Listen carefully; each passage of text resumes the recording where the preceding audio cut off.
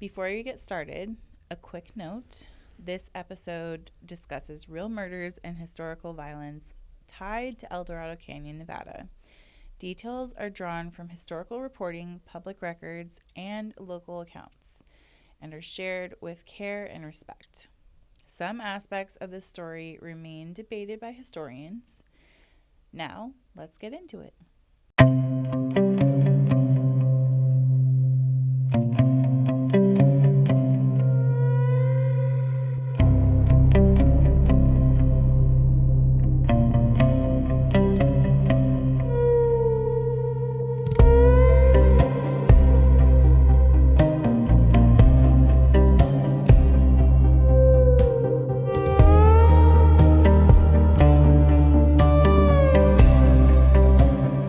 Queho was born in the late 1800s near what is now Nelson, Nevada.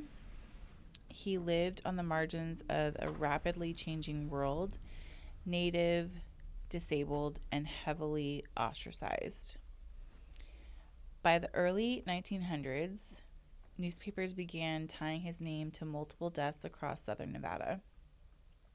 Some call him Nevada's first serial killer, and others argue he became a convenient scapegoat. And that's where this really starts to get complicated because early 1900s reporting wasn't exactly unbiased. Exactly. There's a huge tension between documented events and folklore, and that tension still exists in the canyon today. I wanted to understand how Queho's story is told here, not just in newspapers, but by the people who live and work in Eldorado Canyon every day. For someone who's never been out here before, how would you describe Eldorado Canyon? Eldorado Canyon is the location of southern Nevada's oldest, longest running, and richest gold and silver mines, both of them. So what this was a man camp, a mining camp, and at one time it had a larger population than Las Vegas. Wow. Now it's been rehabbed, and there's owners who are sharing their collection. They've been hoarding for 53 years, and so people like to come out, look at the vehicles and the antiques, offer mine tours, weddings. We have a horror movie today, another one. We don't get rom-coms out here. And we have major motion pictures, B-movies, quinceañera photographs, engagement photos. And so people come out with multimedia, podcasters, YouTubers, TikTokers. Yeah. So that's it. We do offer tours 3 times a day inside the mine. They're a historical tour. They're more for me. It's more like a ranger program. You get to know how they found the gold, how they milled it, how they extracted it, how they lived. So it's a historical site. Easily could be on the National Historical Register. Right, but it's not though? No, because it's on private property, and when you go do that, then you gotta follow government guidelines on your own And who wants to property do at your that? own home. No. That's not sounding very appeasing to us. No. When people come out here, what do they usually expect, or do they expect anything? They don't expect anything. They don't know where they're at. And what is this place? Where am I? Kind of type of questions. First time here, what do we do? They don't know. So they come up and check in, and we explain what it is and give them the safety rules. They got to watch out for the cactus and the rattlesnakes, for instance. Right. Follow the signs. That's important because you're on private property. Right. Yeah. So they don't know what to expect, and sometimes they don't even know if there's a mine tour. They just decide right then and there to do it. Yeah. I was only ever here on time for this. Yeah, some people have been here like 10 times on my tours and stuff like that. Oh, wow. That's awesome. And they still come.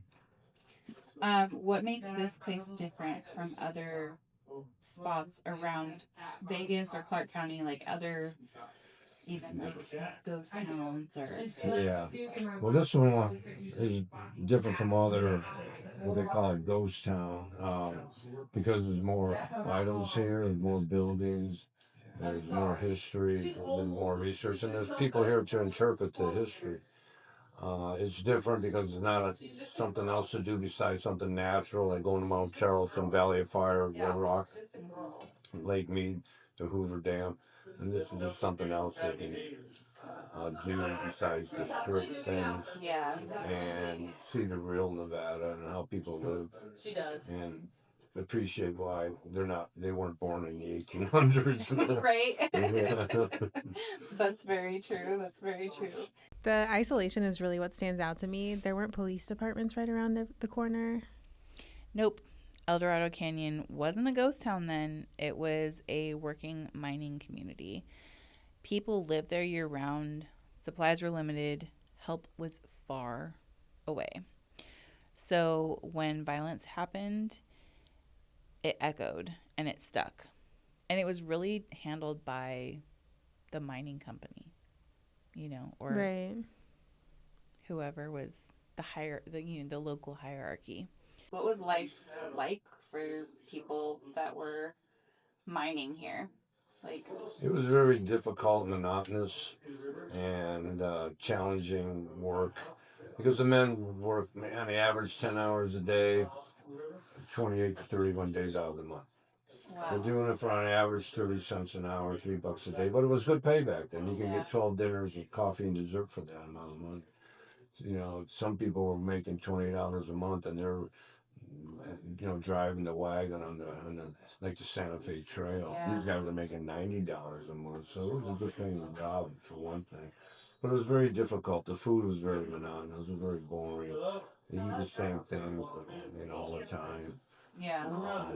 Working in difficult conditions without head, eye, ears, nose, and mouth protections, no gloves, no steel-toe boots, no masks, no bandanas, So it was very difficult for the women, even more so because they had to raise a family when there's no AC with triple digits, Yeah. and pioneer families, they're gonna have kids lined up like church organ pipes, Yeah. and those are the ones that survived.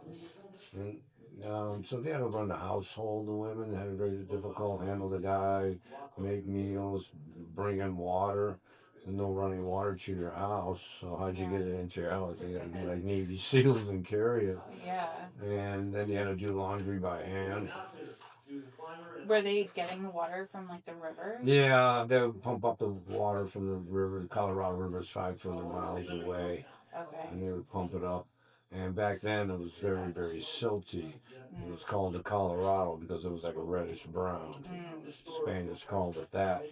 It was so silty that the pioneers said it was too thick to drink and too thin to plow. So it took 30 days for water to settle in a barrel in order to use it to drink or clean. Wow. That's a long time. It's crazy. Very silty. It's like a milkshake. Yeah. Gross. How many people were living out here when it was at its peak? Probably. Yeah, the peak year was 1890. There was 144 men's names on the payrolls. Oh wow. You add ladies and kids, there were 200 people here when Vegas hovered around 30. Wow. It has 2.9 million now. Only 3 of us are. 3 very important people here today. Yeah, most important. Most important. Okay. Was it community based or was it kind of every man for himself? Was there any type of community or? It was, it was a community based because when you're working, together, it was more like a fraternity for the men. For the women, it was more community because one time there were 58 guys here and only 3 women. Wow. And 3 loaded shotguns at all times, but they had 7 kids. Yeah. And so the women were, if you got an argument with one of them, now 2 of them were ostracized, you'd be very lonely. Yeah, that's true. How far away was help if something went wrong? They had a doctor here sometimes, but he also had a service searchlight, which was 40 road miles away from here, so sometimes he'd be gone for a week. So if you got hurt the day you left, you had to wait a while and try to get the searchlight to get medical help. Law enforcement help, there wasn't any. The nearest sheriff was 200 miles away or more, and he never came down here, not even for a moment. You had to handle it yourself.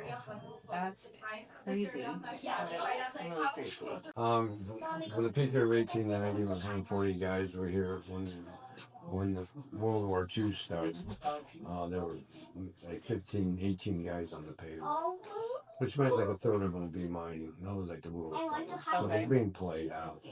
After the war started, well, when World War II did start, veteran and experienced miners went through copper and iron mines, so that's more important for a World War effort. The United States closed gold mines in World War II, along with Australia.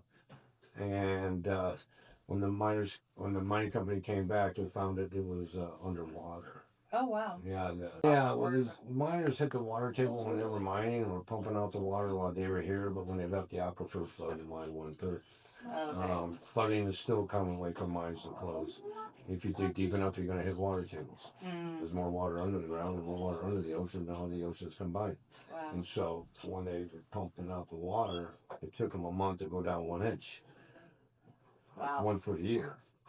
It's 200-foot deep flood, as deep as like here. So the mine closed in the early 40s due to flooding and didn't reopen. This is still a common way for mines to close.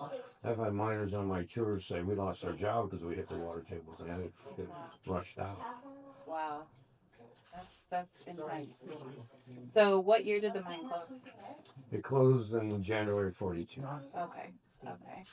And then when did Tony and Med Bobby come and swoop in? They sat empty for over 52 years, and then Tony and Bobby approached the owners. It was a family that owned it, and they bought it in January of '94. When they were inspecting the property, they went by a tailing pile back there, and hidden back there was a black hole with the breeze blowing out of. Oh my gosh. And Wow. when they crawled in and saw there was a tunnel in there, and eventually the idea came they can rehab the place and do gold mine tours, and then it turned into an international tourist attraction. That's pretty awesome. And now now we have 700 weddings a year. Major motion pictures. We got our 6th horror movie filmed here in the last 2 years. Wow. We have major motion pictures, B-movies, horror movies, TikTok, YouTubers, photo shoots, quinceañera photo shoots, graduation ones are coming up. Yep. Special dates, we'll have more volume of weddings, like 11/11/22. We had like 23 that day or something. That's crazy. 11/11 was an angel number, so. Yeah.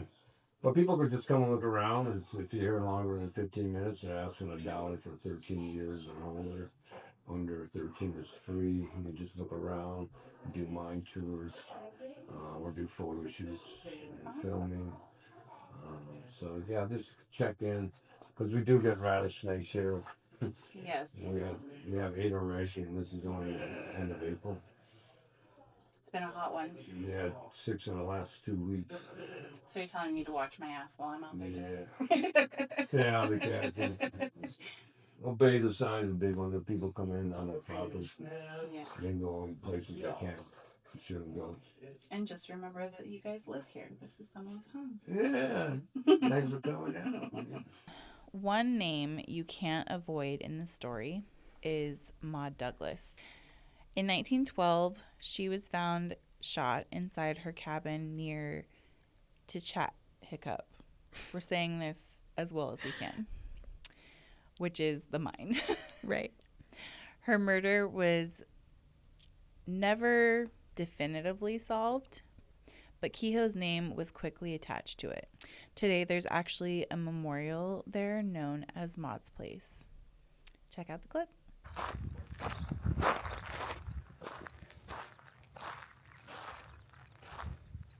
Babies.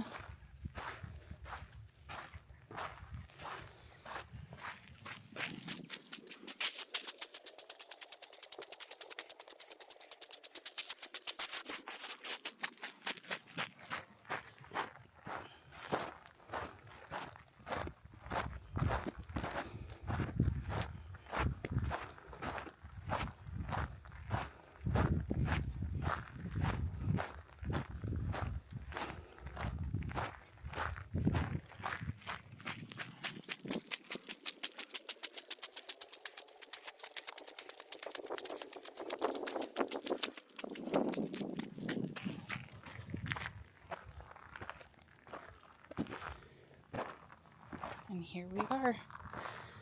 Maude's place.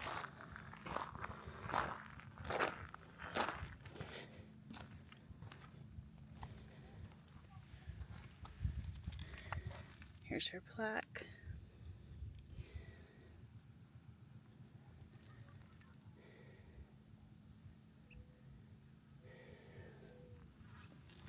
And just about the best view from her house.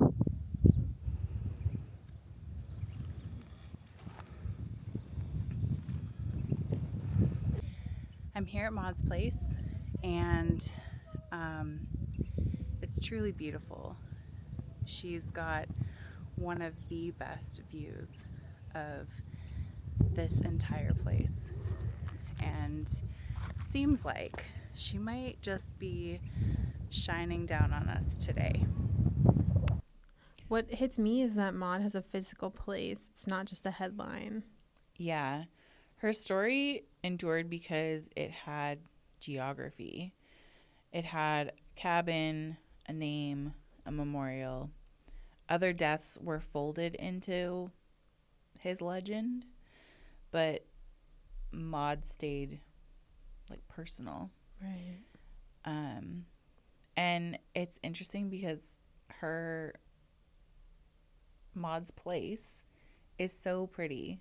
It's has like the best view, and it's literally just the foundation of her cabin. Queho was blamed for multiple deaths. Woodcutters, watchmen, prospectors, but he was never arrested, never tried, never convicted. And historians still debate how many of these deaths were truly connected.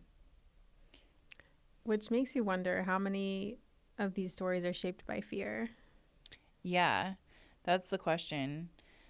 Was he a serial killer, or was he just an outsider in a community that needed someone to blame? Queho, in my opinion, had great animosity toward the whites. He said he was a serial killer. We don't know how many victims, because you find a victim and then couldn't find the perpetrator. They would swear that too. Yeah. So it ranges from like 20 to 24 people. One of them was Maude Douglas. Was he more of a legend or like a true threat? Was he just like you said, he got startled, he shot her? Was it? You thought it was Mr. Douglas, but I understand he didn't know who it was. But, yeah. Maude's husband was working in the mine that time, so he wasn't here. He didn't know. Yeah. No. So he probably wasn't necessarily like seeking out people to kill. It was just kind of like. No. I mean, he'd have to, he probably did, he'd see something he'd like and he'd murder to take it, like a spoon or a badge or a suitcase or something. Wow, that's interesting. Okay, a little backstory on Queho. Queho was born sometime in the late 1800s, likely somewhere near the Colorado River, in what is now southern Nevada, and nearby Nelson, ghost town, as we know it today. Historical records about his early life are pretty much like non-existent, but most accounts describe him as being mixed Native American and white. Okay. So he wasn't native enough to be native, and he wasn't white enough to be white. Unfortunately, such is the times. He did grow up with his native family, but he was ostracized because he didn't look like everyone else, and everyone knew he was half white. So when gold was discovered in Eldorado Canyon in the 1850s, it really transformed that area into a busy mining district. Prospectors, gamblers, merchants, drifters, they all kind of like poured into the canyon, hoping to strike it rich, find some gold, all that. And so by the time Queho was born, the canyon was already kind of a rough place. Violence wasn't unusual, the traditional Wild West, right? Right. Disputes over mining claims, money, supplies, sometimes ended with a gunfight, which is, the thing of movies for us. Naturally. But was like real life for them. Queho lived largely outside of the mining communities because, again, he was treated like an outsider on both sides. He was said to have a noticeable limp, possibly from an injury or deformity on his leg. That detail later becomes important because that's how they were like tracking him based on his footprints in the sand. Okay. The limp kind of made him recognizable. In a place where everyone already viewed him with suspicion, that made him an easy person to blame. The first accusations began appearing in the early 1900s. A woodcutter working alone near Searchlight was found shot. Not long after that, a prospector traveling through the desert was discovered dead along a remote trail. Mining camps were scattered across this region, often operated by miles of rough desert terrain. Law enforcement was limited, and investigations were often little more than like guesswork or finger pointing. So when people started whispering about who might be responsible for these deaths, one name kept coming up: Queho. Stories spread quickly in the frontier, which is interesting because they didn't have like phones. Right. So I'm like, how? But like everyone would always like know stuff. There's also nothing going on, so it's just like, oh, yeah, like you're word never of gonna mouth, believe. probably. Yeah. It's just so like that's so interesting to me. Some people claimed he had turned to robbery, ambushing travelers along isolated routes. Others said he was living in caves and surviving off the land, moving through the desert where no one could track him. And over time, the stories just grew darker, and the number of deaths attributed to him began to grow. But the incident that cemented his legend happened in 1912 with Maude.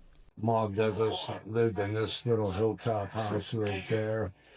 Here you are, you're in the recreation dining hall areas. Okay. She was the last victim of the last Native American outlaw in the country. Queho was still running out here up until like 85 years ago. Wow. Yeah, he was on the loose. And one night in January of 1919, he broke into Maude's house and was stealing food. The word is that she heard noise, went to investigate around 11 o'clock at night. She came into the kitchen. He didn't know who it was, so he dropped a sack of flour, grabbed a shotgun, and from 5 feet away, put her down with a blast straight to the left of breast. That force blew her all the way back in the living room and ran next to the little boy. 30 guys went looking for him in 3 posses of 10 men each. And while they're out here looking for him, he was spotted. But he was buying a can of peaches on Fremont Street, 48 miles away. So they're like, which way did he go? And he too got away with all his murders. Oh my God. Yeah, he's still out there today. Maude lived in a small cabin in Eldorado Canyon near the, what did we say it was? The Chattacup mine. One of the largest and most productive gold mines in southern Nevada. And interestingly enough, there's still a bunch of gold left in that mine, but it would, in order to get it, they would have to like essentially blow up the mountain and the town, and Tony and Bobby love their home, so they're not doing that. And there's still like a pretty good amount in the mountain, right? It's just not enough for Big Tony to decide What's the first thing to you get rid of do these. when you find gold? Blow it up. You tell me you found it, don't tell anybody else. Never. Life in the canyon wasn't easy. Mining families often lived in small, isolated homes surrounded by miles of rugged terrain, which was kind of Maude's houses, or Maude's cabin was kind of up on the ridge, a little bit away from the mine itself. One day, Maude's husband left for work at the mine, and when he returned, he found a horrifying scene. Maude had been shot inside their cabin. The murder shocked the community, and once again, suspicion quickly turned toward Queho. He had been seen in the region. He was already rumored to be dangerous, and soon newspapers and local lawmen began tying his name directly to the killing. But here's where the story gets complicated, because Queho was never arrested. He was never formally charged, and there was never a trial. Instead, the accusations spread through word of mouth and newspaper reports, eventually becoming accepted as fact, which is really sad because there was also the potential that her murder was not him at all, and that her husband had killed her and then used him as a scapegoat. Right. So, also, innocent until proven guilty. So Right. true. Not back then. Yeah, of course. Today, the location of Maude's cabin is marked by a small memorial known as Maude's Place. And standing there, you can kind of feel the weight of the story. The first time I heard it, it was just so interesting to me, and it kind of like never left me, which is why I wanted to tell it today. So now the spot where Maude died has a plaque for her, Maude's Place. Yeah, there's a little monument, her descendants placed it up on a hill back here. You can go walk up there and visit it. It's just a slab foundation there for the home. Okay. The home's no longer there, but there's a monument that was placed in 2006.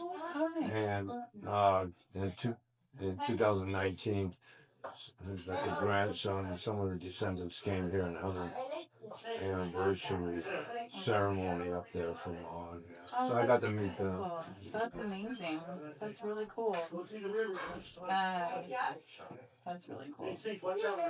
So what, since you got to meet that legend and everything, does that spot mean anything like more to you now, having gotten to meet them, or? Yeah, it gives significance to the historical side of this place. Yeah. You know, there's a lot of history here. Southern Nevada has a lot of hidden history people don't know of, and Nevada in general does.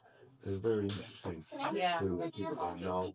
It doesn't have all the big names that you would find names in Texas or in Tucson, Missouri, and Oklahoma outlaws, but it had a significant history because it was the largest town. It was the last Native American lived here. His last victim was killed here, and this had more gold and silver than any place in the southern part of the Nevada, which is the Mojave Desert. Right. Yeah. After Maude's murder, Queho disappeared deeper into the desert. For years, search parties and posses tried to track him down. That's such a fun word, posse.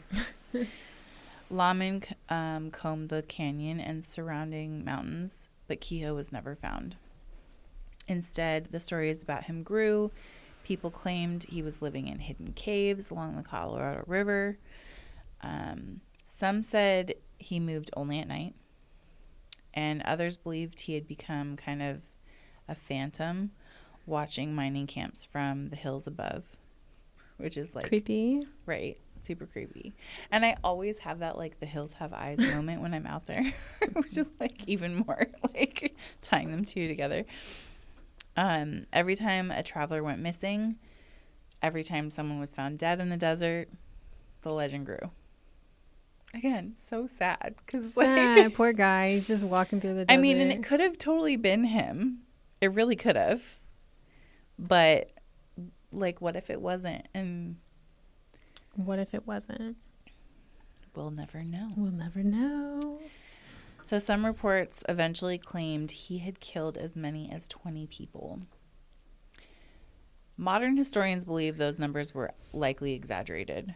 Many of the deaths attributed to him were never proven, as I just said, and some may have had completely different explanations. But by then, Queho had already become something larger than a suspect. He had become a symbol, a name people used to explain violence they couldn't solve. Was he someone that people were like genuinely afraid of, or just, Yeah. yeah? Yeah, I tell the kids behave or Queho's gonna get you, you know, that kind of thing. Wow. People, yeah, they were afraid of him. He was a serial killer. Wow. Some people knew him and would help him, you know. Yeah. With that kind of thing. People like Jesse James would hide him out, you know, stuff like that. Wow. I think the Reeds knew him. I think it was that up in Searchlight, the Reeds family. Because they're from Searchlight, yeah. That's They knew him. I know they definitely knew of him. Right, right. They might even know him personally. For decades, the manhunt continued without success, and eventually the story seemed to fade into desert folklore until 1940. That year, prospectors exploring a cave along the Colorado River made a strange discovery. Inside the cave, they found a mummified body. Nearby were weapons, supplies, and a deputy sheriff's badge that had reportedly been stolen years earlier. No, it was February of 1940 when prospectors were going up the river, and a mile south of Willow Beach, they find him in a hideout already dead. They know it's him from all the things that he stole. Authorities examined the remains and concluded that the body was Queho. If they were correct, it meant that he had died alone in that cave many years earlier. The exact date of his death was never determined, but the discovery brought a strange kind of closure to the legend. The man who had been blamed for decades of violence in southern Nevada had not died in a shootout. He hadn't been captured by lawmen. Instead, he had simply disappeared into the desert, and the desert had kept him there. The story didn't end there. In a decision that feels shocking today, Queho's body wasn't immediately buried. Instead, it was displayed publicly. And in typical Vegas fashion, they put the bones in a convertible up and down Main Street for the Eldorado parade. Because Vegas had a cool parade that day. Yeah. Oh my gosh. Then somebody felt bad about that, and they procured his body and buried him underneath 4 feet of concrete in Cathedral Canyon in Pahrump Valley. Oh wow. And you can go visit his tombstone there. Interesting. Over the years, it was transported around Nevada and treated almost like a historical curiosity. It wasn't until decades later, in 1975, that his remains were finally buried properly. Poor guy. I know. Just another strange chapter in his already, like, story-filled history. And Seriously. poor guy. So, what do we actually know about him?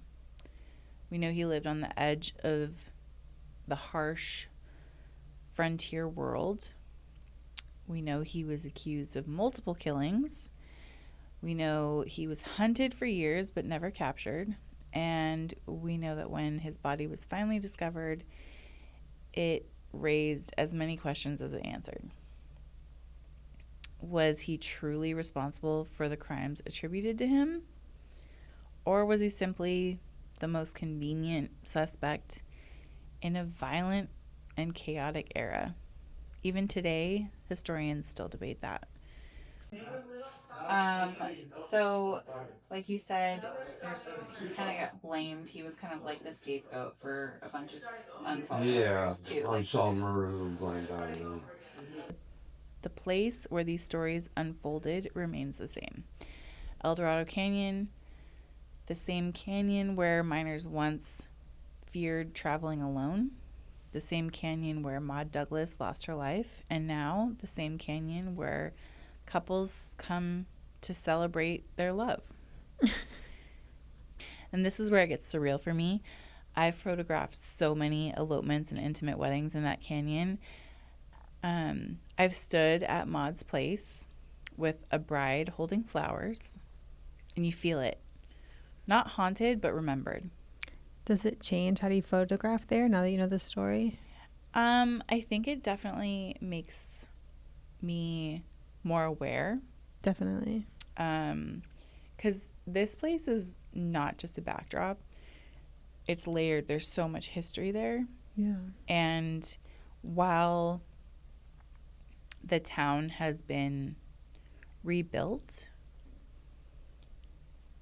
you look at these structures that are left over from the mine and also the way that they rebuilt everything. They rebuilt everything historically accurate, and then have brought in other structures from other ghost towns that are true to that same period. So while they're not original, they all have this like history to it. So it really makes you kind of think and wonder and almost like visualize what it was like back then. Right. Makes it way more interesting for sure. So what do you think the story is really about? It's not just about guilt or innocence. It's about how these places absorb the stories and how some names never fully leave. Eldorado Canyon doesn't feel cursed. It feels archived. Queho's story lives in the canyon walls. Maude's name lives on a plaque. And couples continue to say I do under desert skies. Same geography, different story. Very different. This is Eloped and Exposed. If you've got a story tied to a place, submit it at elopedandexposed.com. Follow, like, and leave a review, and we'll see you next Tuesday.